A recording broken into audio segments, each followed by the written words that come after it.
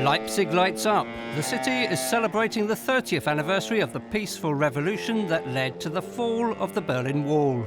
Thousands turn out with candles. It was here that back in 1989, 70,000 people gathered for a decisive protest that proved a catalyst for change. This wave came from this day, came from Leipzig, but went this wave to all over the East Germany.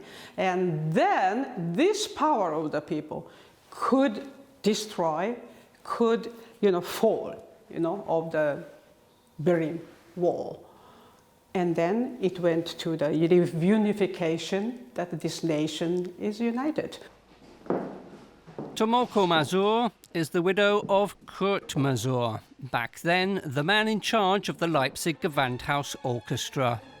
The famous conductor showed immense courage negotiating with the communist authorities in order to avert a bloodbath.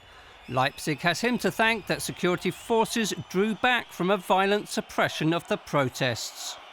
Every musician was so worrying about their children, teenager children, and so they go every Monday on the street, exactly like my husband. I don't think he had fear. I think rather he had more responsibility, feeling of the responsibility that he has to overcome the fear.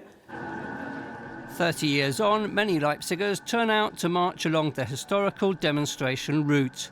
Light installations illuminate the buildings along the way.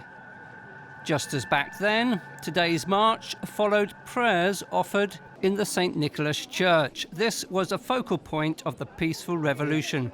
Many participants today were at the original protests and have concerns about the present day.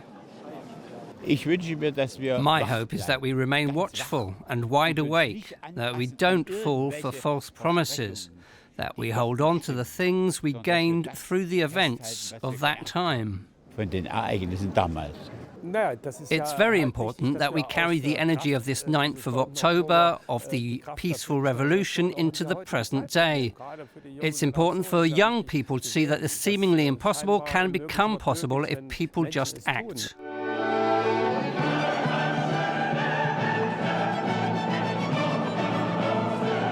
Joy encapsulated in Beethoven's 9th Symphony. One of the singers here is Carolin Masur, the daughter of the great conductor. She feels a duty towards and is inspired by her father's actions. He tried not to shut anyone out. He kept the door of his home open to all sorts of people and to discussion groups. And I believe we need to do this in the future too, that we have spaces open for all citizens' concerns. I think that would be something my father would have wished for. Kurt Masur's message is more relevant than ever. The joy to have won it is shared by many, but democracy and freedom have to be defended in each new generation.